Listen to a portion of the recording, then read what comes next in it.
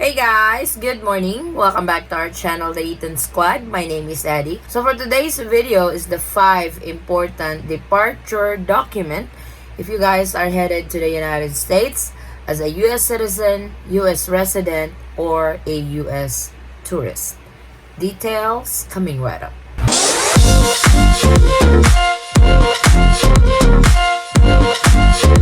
So you came to the Philippines, now it's time for you to go back to the United States.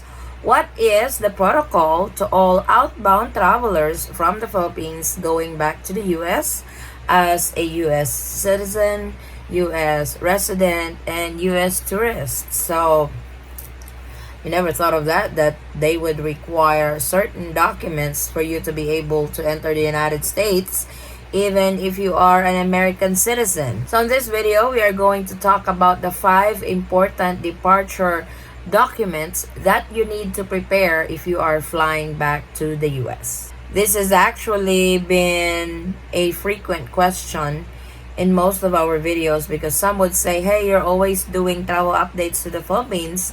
What about those who are going back to the US already? And for sure, I will get a lot of questions again. Why the US only? Don't worry, guys. I will try to make videos of those countries like Canada, Australia, the United Kingdom, those frequent visitors in the Philippines who are going back to their country of origin. But for this video, we are going to be talking about outbound travelers going back to the US. And our reference for today is from Philippine Airlines.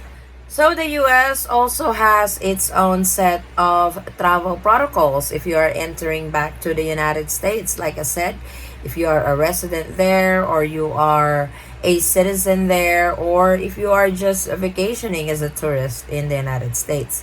Same with the Philippines. The US does not allow unvaccinated tourists to enter the United States, just like the Philippines. The Philippine government does not allow unvaccinated foreign tourists to enter the Philippines. The difference is the United States would accept documents like medical records stating that you cannot get the vaccine because it's going to be detrimental to your health. They do accept that. Those are one of the exemptions.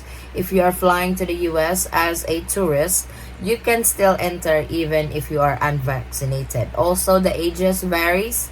For minors, they can also enter unvaccinated. But to those who don't really have reasons not to be vaccinated, unfortunately, the US is not allowing foreign tourists. Now, for the US citizens and US residents, you guys can be fully vaccinated or unvaccinated, and you guys will still be allowed entry. So those are the general requirement on who can enter the United States legally or who are allowed to enter the United States.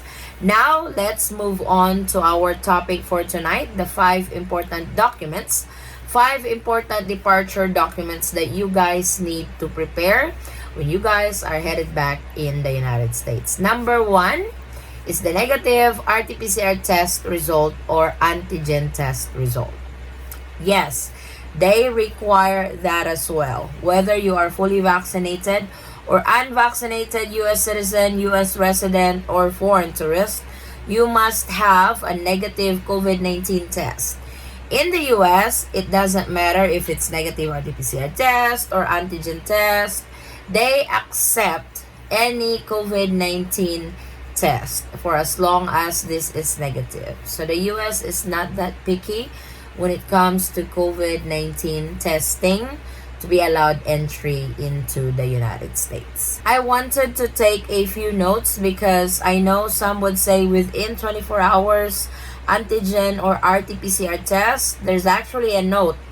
I will read it to you guys, that way you don't scramble. Oh my God, I am way beyond the time frame that they have given us for our RT-PCR test or antigen. So this is what the Philippine Airlines has said. And for sure, this is also implemented to all other airlines because this is a CDC guideline. Negative COVID-19 test, it's either RT-PCR test or antigen test result from DOH accredited laboratories. So make sure when you guys get tested with COVID-19, this has to be a DOH accredited, because if it's not, it won't be accepted. So there are quite a bit of clinics that you can go through. You can Google it, DOH accredited clinic for swab test. It should give you the list. Or you can do it at the airport. They have it at Terminal 2 and Terminal 3. Negative COVID-19 test, RT-PCR or antigen swab result from DOH accredited laboratories taken 1 day prior to departure. So for example, if your flight is at 1 p.m. on Friday, you could board with a negative test that was taken anytime on Thursday. So I hope that is clear to everyone, because reading that, it doesn't really have to be within the 24 hours time frame like it says. Like the example says, if you are flying out on a Friday at 1 p.m., you can get tested at any time on Thursday. So I guess the 24 hours doesn't really strictly implemented on that, for as long as you have that negative RT-PCR or antigen test the day before you fly back to the United States. So I hope we are clear on that.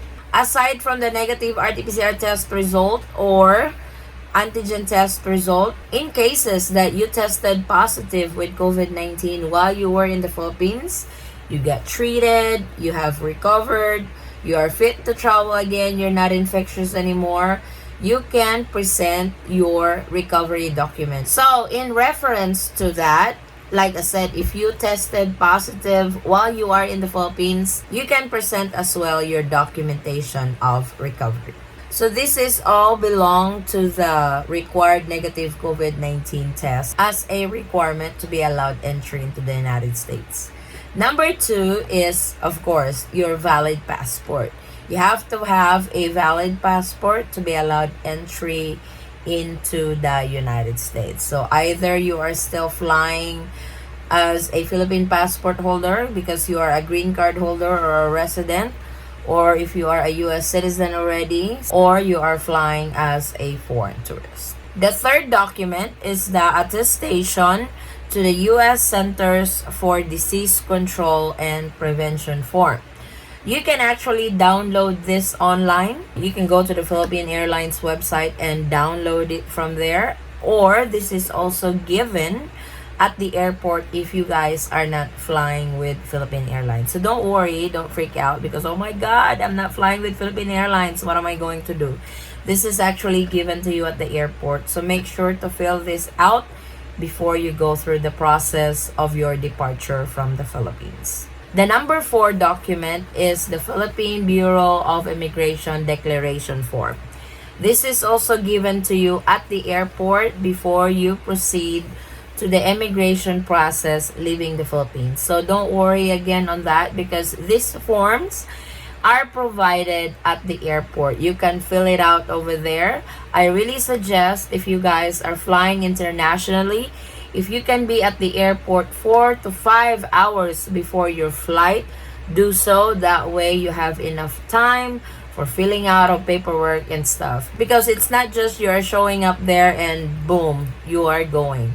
You still have to fill out quite a bit of paperwork at the airport. So it would really help if you are there way early than your flight and you will not be missing your flight. And the last documentation is your vaccination card. So if you are fully vaccinated flying to the US, especially if you are not vaccinated in the United States, you were vaccinated in the Philippines and flying out there, you have to show proof that you are fully vaccinated, especially if you are entering the United States as a foreign tourist. Remember, they don't allow unvaccinated foreign tourists in the United States as well.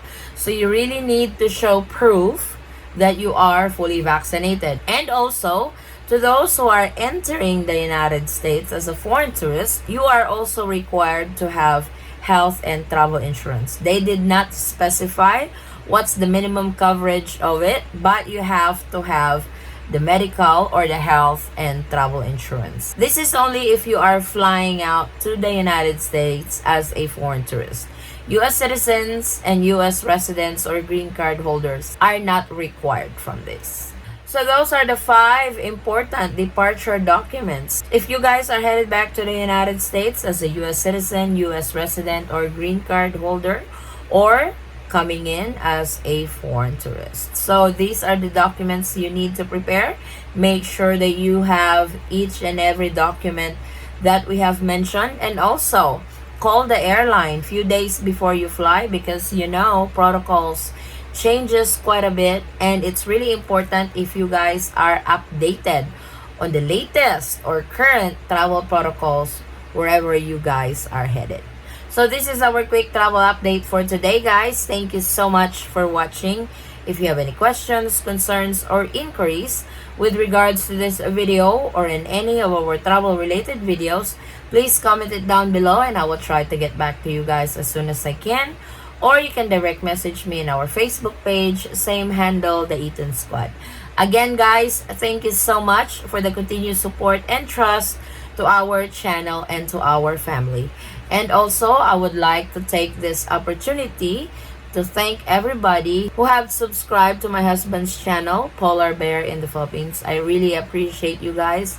I appreciate the support that you are giving him, the same support you are giving to our channel, the Eaton Squad. I hope to see you on our next travel update. Stay safe, stay healthy, and God bless everyone. Bye.